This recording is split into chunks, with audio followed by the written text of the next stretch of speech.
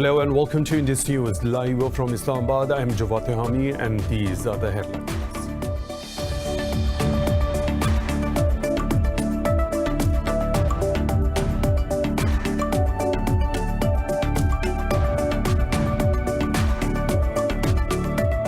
The United States has imposed sanctions on Hong Kong's chief executive Carrie Lam and 10 other officials from the city and mainland China. The development comes weeks after China imposed a new security law on Hong Kong. Tensions between China and the US have risen in recent months over a range of issues, including trade, coronavirus, and telecommunication firms.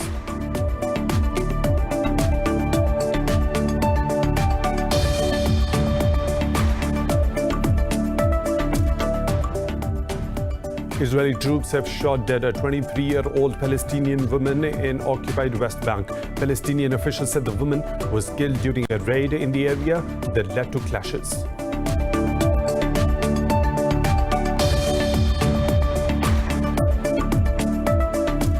Afghan President Ashraf Ghani says releasing 400 remaining Taliban prisoners does not lie under his constitutional powers. Speaking at the Loya Jirga in Kabul, Ghani said the Taliban put the prisoners' release as a condition to start the intra-Afghan negotiations. But a mutual consensus is important on freeing the inmates convicted of serious charges. Meanwhile, the US has commended the meeting, saying a positive outcome will remove the hurdles to start the negotiations.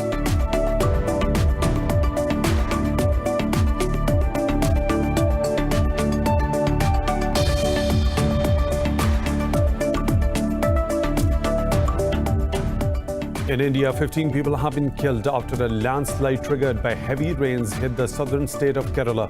A local official says 16 people were rescued, but 50 others are still trapped under the debris.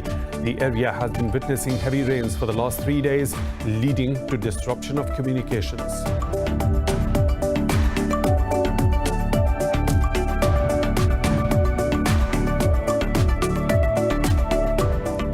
In India, the tally of COVID-19 cases has crossed 2 million after a record number of over 62,000 new infections. The country's death toll has risen by 886 to over 41,000. Meanwhile, Pakistan has reported 782 new cases and 17 more deaths, increasing the toll to 6,052. Over in the US, 2,060 people have died and over 58,000 tested positive for the virus in the last 24 hours.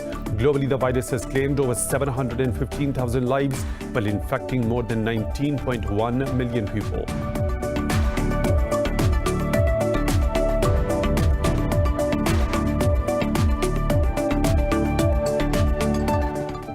Those were the headlines and detailed stories right after a short break. Stay tuned.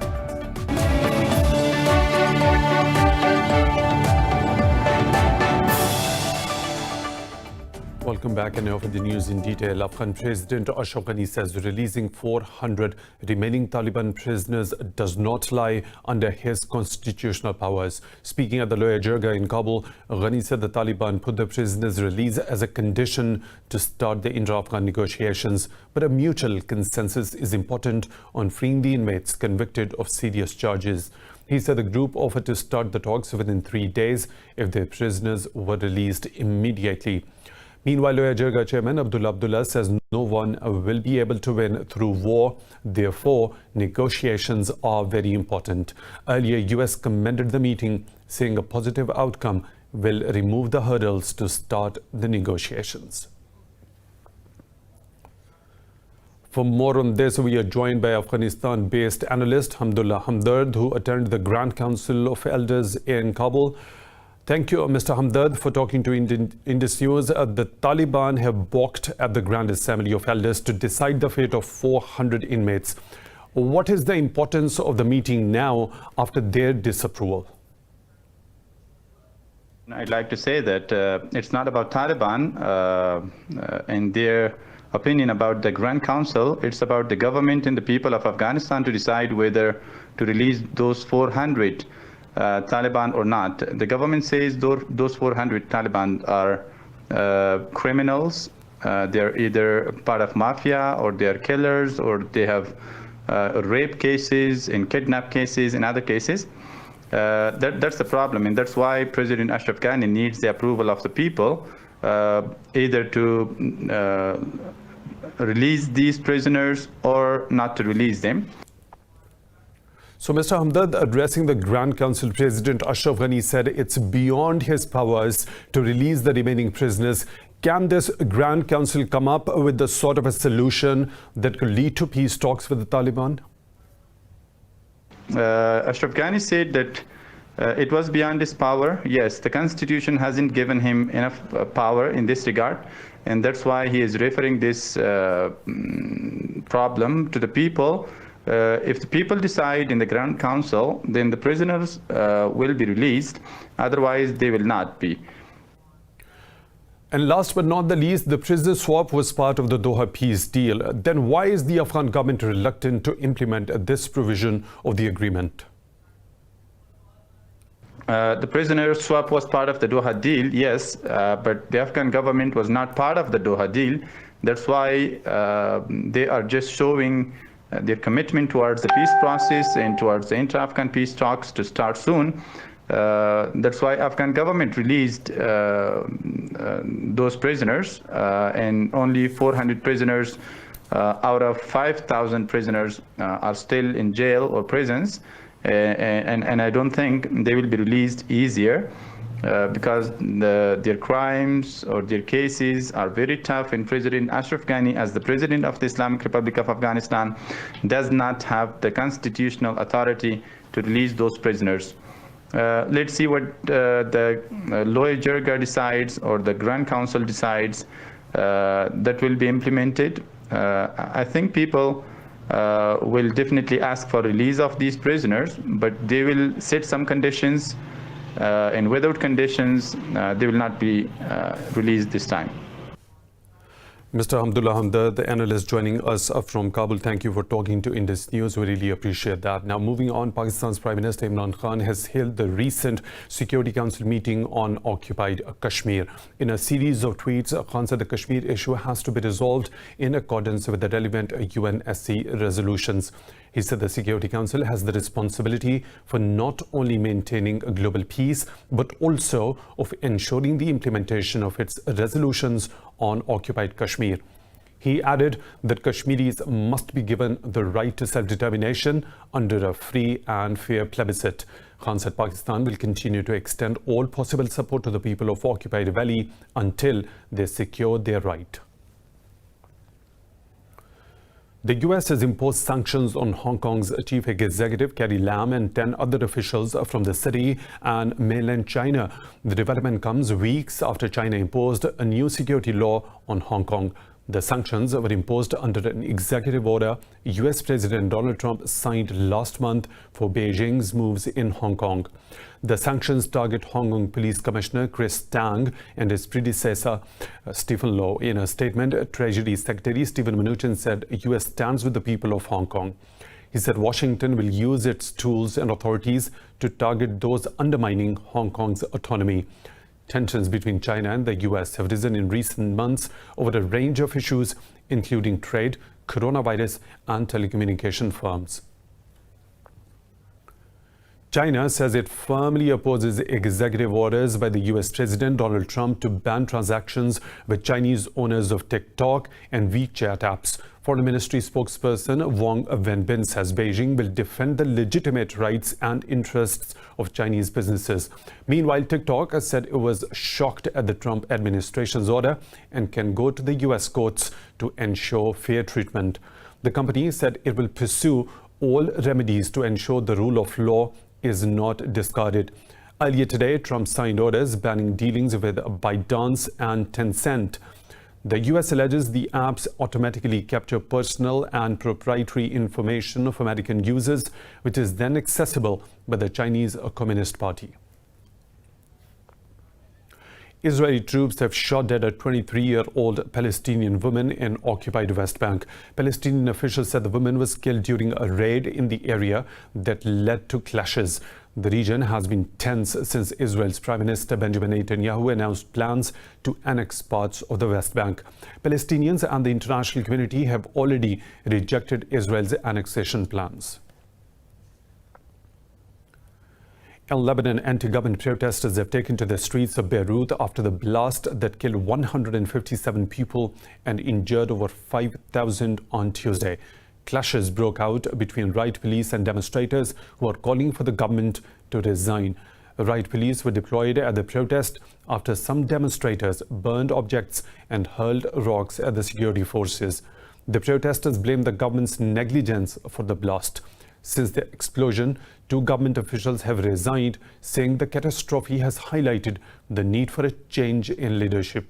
Meanwhile, the state media says authorities have taken 16 people into custody as a part of an investigation into the blast.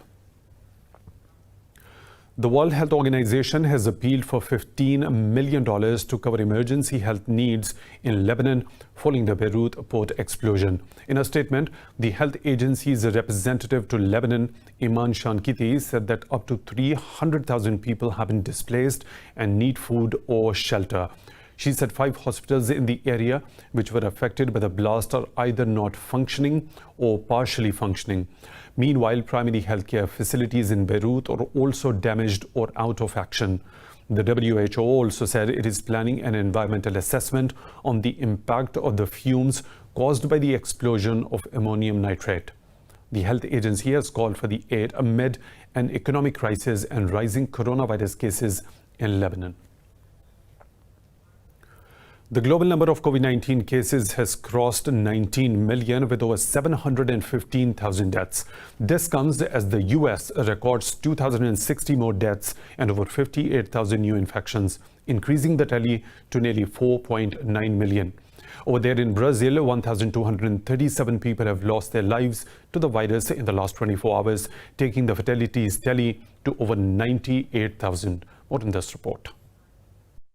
The coronavirus continues on its path of devastation with keeping the Americas and Europe in its sights. The University of Washington forecasts the U.S. death toll can reach 300,000 by December if President Donald Trump goes ahead with opening schools. Mexico's death toll has crossed 50,000 mark after 819 more died in the last 24 hours. In hopes of stopping the surge of the virus, Brazil has vowed to set aside $356 million for COVID-19 vaccine developed by AstraZeneca and Oxford University. That was a job done with the Health Ministry, the Oswaldo Cruz Foundation, with the AstraZeneca company and with Oxford University in London, England. We studied all the vaccines and this is the most promising so far and should start being used in the population from December or January next year. In Europe, the second wave of the coronavirus is surging as many countries reimpose lockdowns to curb further transmission. The UK is set to remove Belgium, Andorra and Bahamas from safe travel list amid fresh cases being reported in the countries. Denmark has dropped plans to lift curbs on public gatherings originally planned for this month after seeing a spike in infections. France has reported more than 1,600 cases for the second running day. As many countries around the world work on cure against the virus, the World Health Organization has warned of vaccine nationalism. Vaccine nationalism is not good. It will not help us. When we say it should be a global public good, it's not sharing for the sake of sharing. It's only because it has advantages. For the world to recover faster, it has to recover together. Because it's a globalized world, the economy is intertwined. Part of the world or few countries cannot be a safe haven and recover. They should recover together with the rest of the world. Meanwhile, in Asia, mainland China is still trying to get the locally transmitted infections under control. China has recorded 37, while South Korea reported 20 infections overnight. In India, the number of COVID-19 infections has crossed 2 million as the country reported a record of more than 62,000 daily cases. The health ministry says 886 people lost their lives in the past 24 hours, with a toll over 41,000. India has the third highest caseload in the world after the United States and Brazil. The virus has surged nationwide since the government began lifting lockdown in a bid to rescue the economy. Meanwhile, community health volunteers have gone on a strike, complaining they were ill-equipped to respond to the wave of infection in rural areas. Around 900,000 health workers participated in the protests, saying they were not given personal protective equipment or additional pay. In Pakistan, 17 more people have died from COVID-19 in the last 24 hours, raising the total to 6,052. The Health Ministry says 782 cases were reported overnight as the tally crossed the 282,000. The ministry said over 258,000 people have recovered from the virus so far. It said there are now over 18,000 active cases in the country.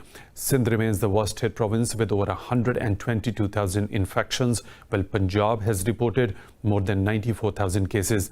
Meanwhile, the government has announced to reopen tourism and hospitality sector, cinemas and sports activities, among others, from Monday. Switzerland has signed an agreement with the US-based biotechnology company Moderna to get early access to the potential COVID-19 vaccine. Under the agreement, Switzerland will get 4.5 million doses of the drug. The Swiss government is also talking to other companies and has also allocated $329 million for the acquisition of a possible cure. Meanwhile, Japan is also expected to sign a vaccine deal with AstraZeneca for over 100 million doses. AstraZeneca says it will start supplying the vaccine overseas in September and is expected to begin clinical trials in Japan later this month. More stories to follow right after a short break. Stay tuned.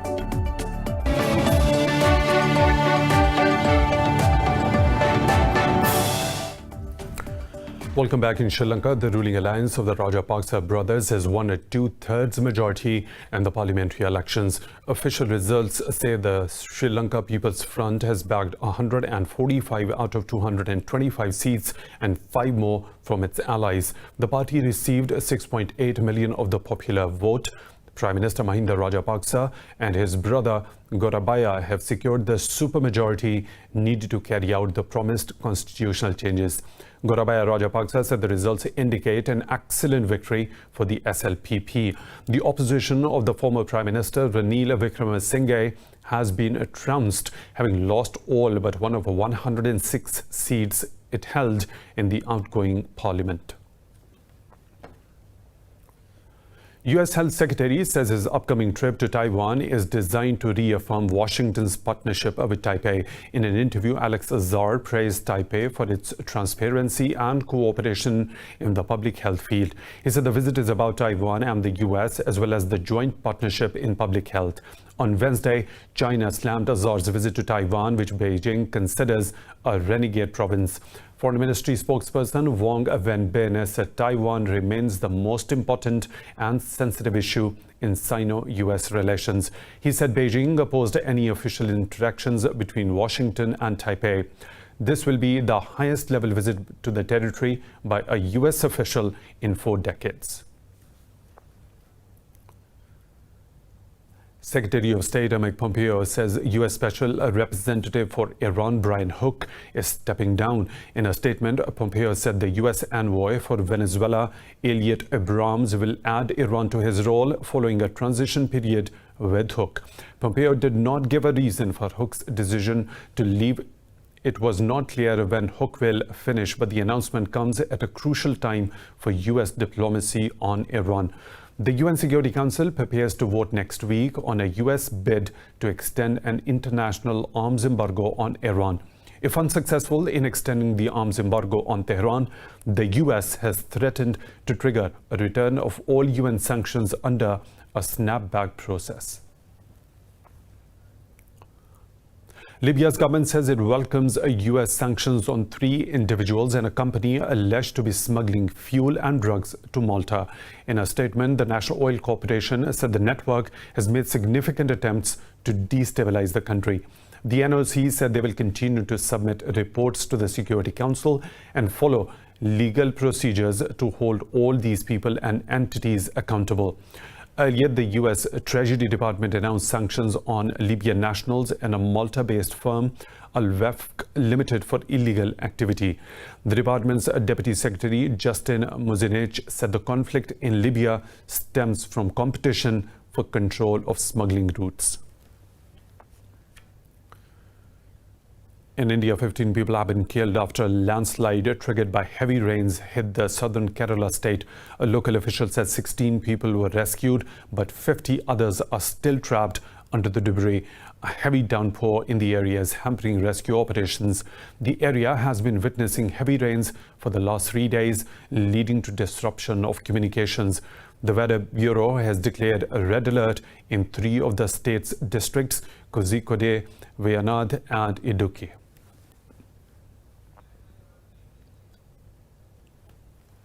It's time for a short break. We'll be back with more stories. Stay tuned.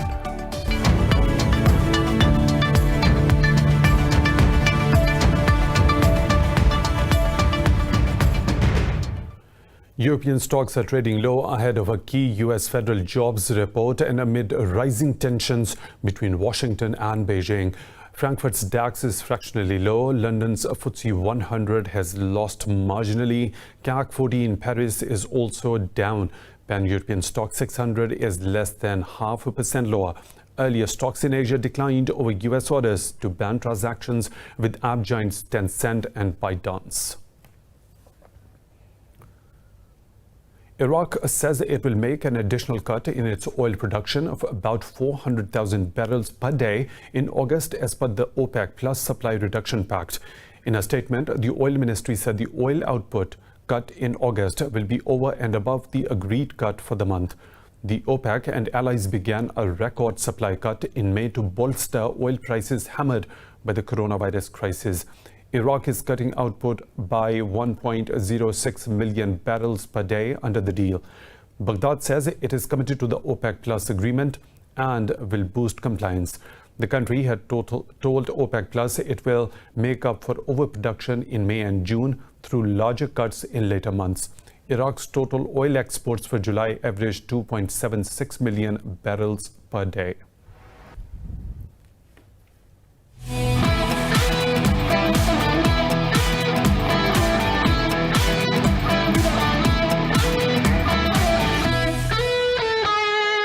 The International Cricket Council says India will host T20 World Cup next year, while Australia will host this year's postponed tournament in 2022. The organisation has also postponed the Women's Cricket World Cup until 2022. The 50-over tournament was scheduled to take place in New Zealand next year. The rescheduling of the events is due to the coronavirus pandemic. In football, Sevilla beat AS Roma by 2-0 to reach the Europa League quarter-finals at Duisburg's MSV Arena. First half goals from Sergio Reguilón and Yusuf Al-Nassri gave them the required edge to have a shot at the trophy. Sevilla's win earned them a meeting with Wolverhampton Wanderers, who beat Olympiacos 1-0 at the Molineux Stadium in England. A 9th-minute penalty from Raul Jimenez led the Wanderers to quarter-finals. The two teams are set to face each other on Tuesday.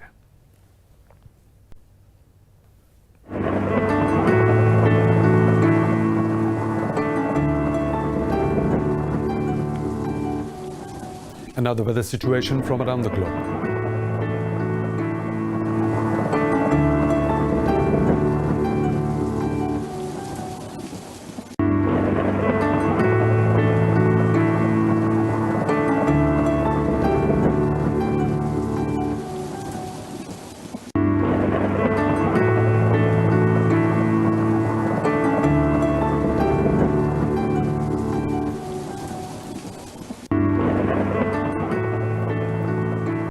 And that is all for now. For the latest updates, you can follow us on social media at Indus News.